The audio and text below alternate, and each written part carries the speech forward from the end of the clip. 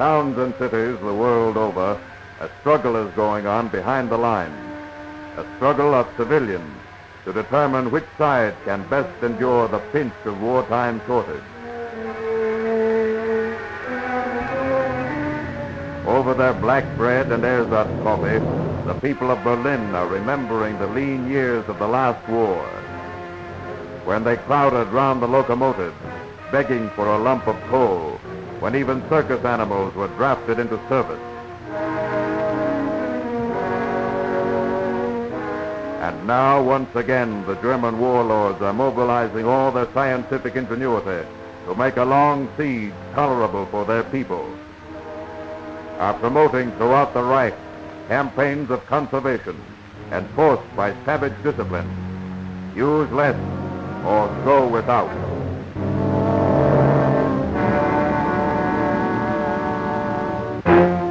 Everywhere the story is the same. In Russia, women cook amid the wreckage of their homes, and children dream back to the days when there were toys. In the bomb-scarred cities of once comfortable England, the needs of war have stripped the stores and streets of things that formerly seemed changeless and familiar. And even in the New World, rich beyond all Europe's dreams, the lessons taught by total war have brought a new order of civilian frugality, an order in which all have cheerfully accepted a philosophy of cut down, make do, and get along with less.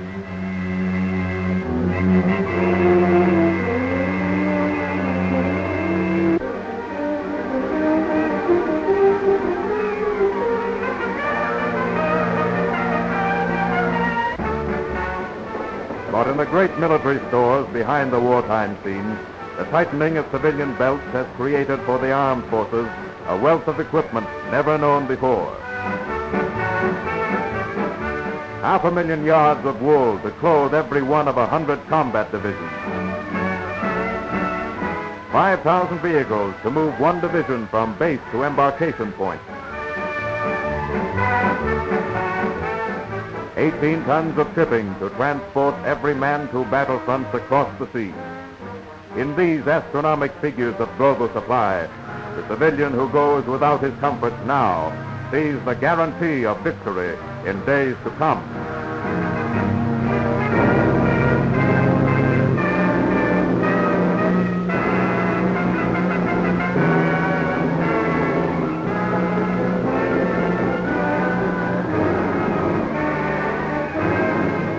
And watching the increasing flow of Lend-Lease and mutual aid made possible by their acceptance of rationing and shortage, watching the squadrons of new planes taking off for the perilous flight to distant China and the heavy-laden freight pulling out for the long haul to Russia, the people are realizing that the restrictions of today are pointing to a new era of plenty in the peace to come, when all the natural wealth and human skill now mobilized for war can be released for the service of the common man.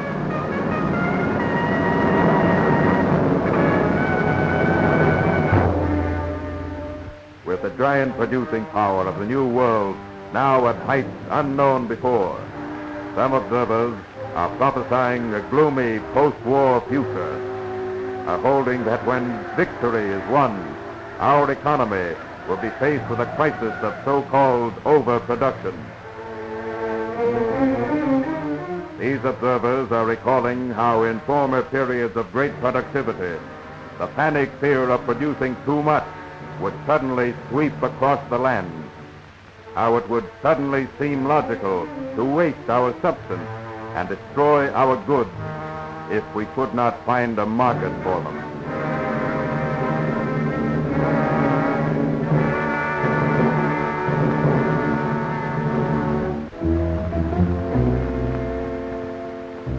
They are saying that it will be one of the hardest tasks of government and industry to prevent a return to those times of depression when throughout a world potentially abundant there was want and hunger, because we feared that the price of plenty might be too low.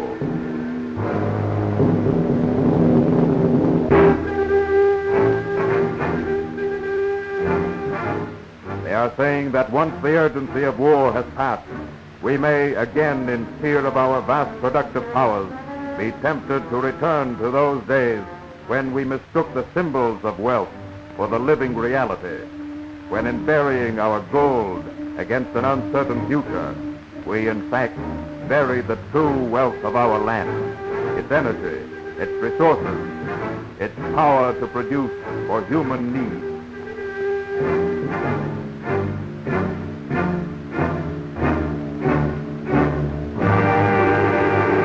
And they are warning that it was this tendency to regard money as the sole measure of wealth that caused us at first to underestimate our deadly enemy, Japan, whose one objective was to seize and control the human and natural resources which are the true foundations of all power.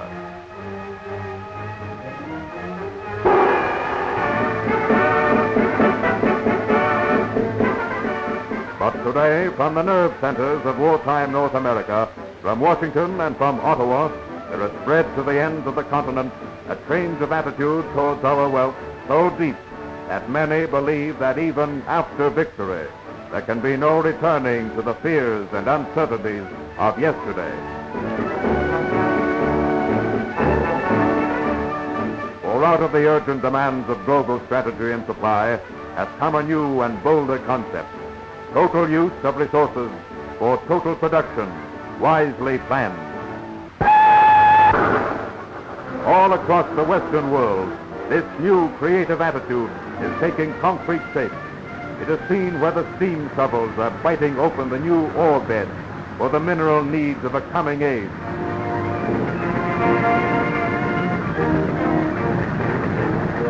It is seen across the spaces of Canada, where the construction teams, sometimes working at 40 below, have raised in 3 short years a new industrial pattern, a new industrial nation amid the forests of the north.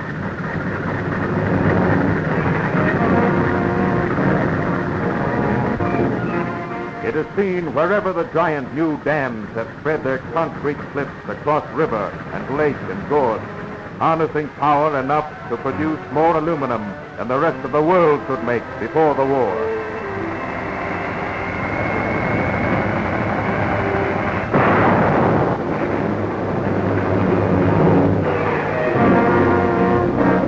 It is seen in the planned distribution of materials to each nation, to each plant, according to the need. And in the factories, a glimpse is opening of a new world in the making, where today the gleaming bombers move down the assembly lines. Tomorrow will go the multi-motor transport for the airways of a world at peace.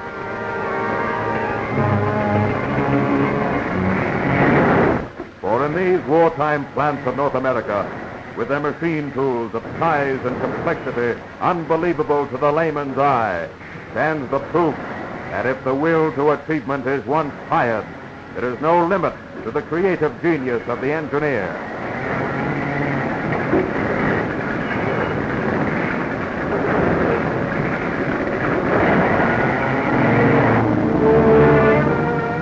And releasing all its vast productive strength, the Western world has made a new discovery, that out of the stern demands of war can come the vision of a greater future.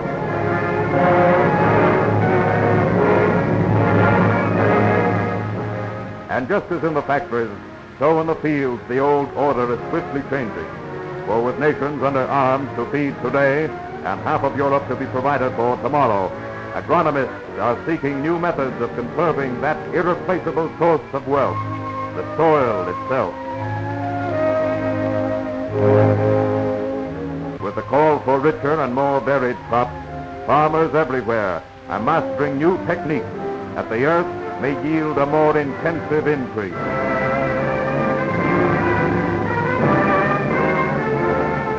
And as science marches across the land and the new creative era sets its mark on the very face of the continent, there dawns at last that long-awaited day when there will be food enough for every human need.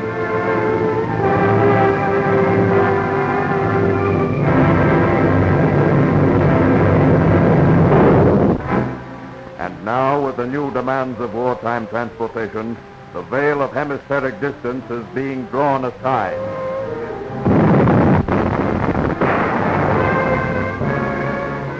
From the dark green forests of the equator, through the once impenetrable jungles of Panama, through the Sierras and the Rockies, to where the furthest frontiers of Canada's northwest merge with the white silence of Alaska, the great new highways are driving on through obstacles only recently held insurmountable.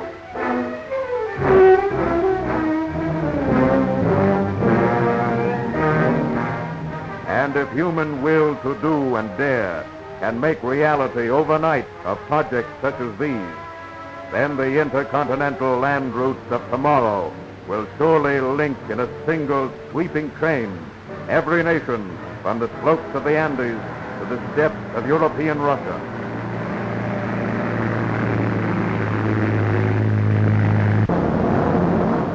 With such a future opening before us, the order to attack has taken on a deeper meaning.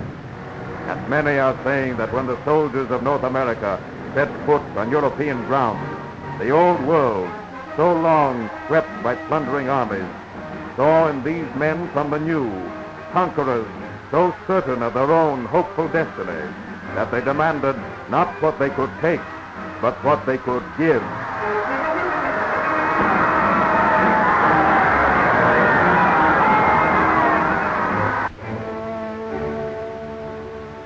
No wonder that the Germans, looking out upon a philosophy of conquest so different from their own, are driving their forced labor to secure the crumbling walls of fortress Europe. No wonder that they, who so recently despised what they called our Maginot mentality, should now become its strongest advocates themselves.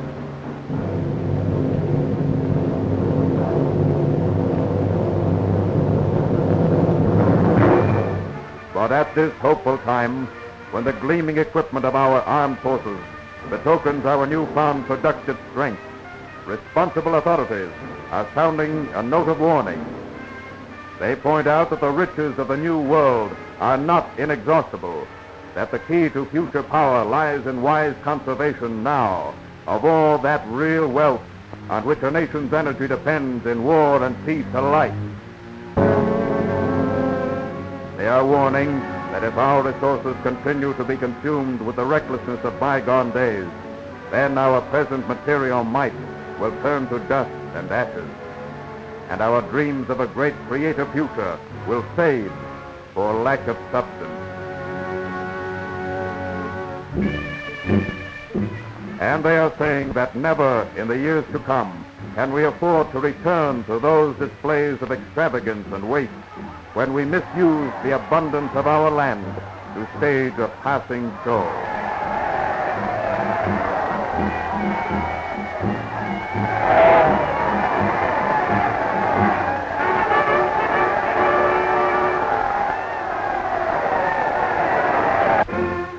Even in the great war plants of today, for all the speed and strain of work, they are considering it very much worthwhile to salvage scrap metal from the lathes and to save the sweepings from the factory floors. And in communities throughout the nation, folks who have never forgotten, even in times of plenty, that the greatness of this continent was built on the people's resourcefulness and thrift, are giving the lead to a universal effort to make and mend, to use and use again.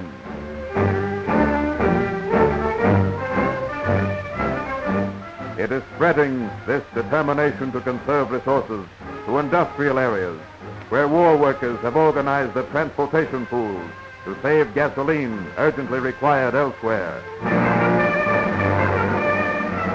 It is seen on the main street of every country town where unwanted odds and ends are collected up for mutual exchange. It is seen on the land itself where farmers are meeting to discuss ways and means of overcoming shortages by pooling manpower and machines.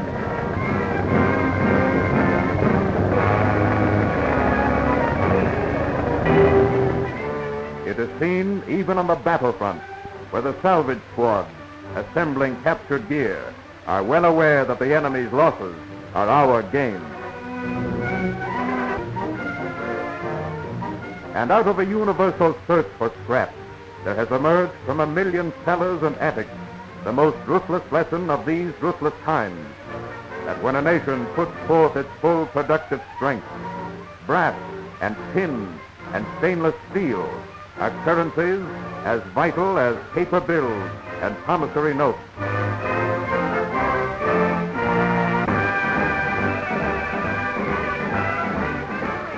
And some conservation experts claim that if this flow of raw materials from user back to source, this constant circulation of the small change of a people's real wealth can become an integral, instinctive part of our way of life, then just as we have the substance to fulfill the needs of war today, so we shall have sufficient and to spare to realize the rich creative era of tomorrow.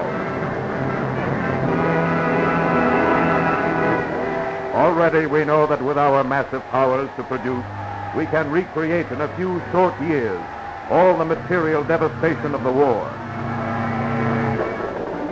We know, too, that the grim necessities of battle have brought forth an inventiveness in new materials and designs so swift and varied that the peaceful progress of former days seems poor and slow beside it, that we are living in a period when men's minds are fertile and dynamic beyond the norm. And though many of the blueprints of tomorrow's world must still remain closely guarded military secrets, yet even now we can catch a glimpse of what it holds in store. The traffic of its aerial streets, the streamlined greyhounds of its global highways.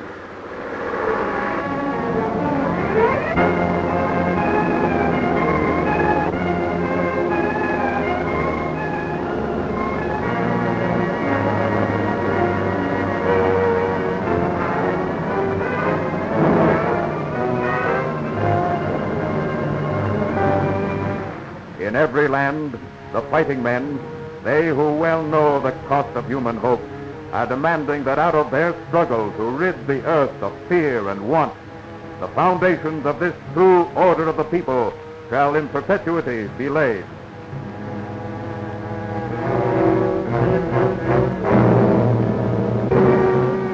Behind the roar of furnaces and the beat of hammers sounding through history's darkest hour, the promise of that order is rising clear and bright, an order in which the great new forces of human and material energy, freed from the timid hesitations of the past, will build to the people's plans with all the people's wealth.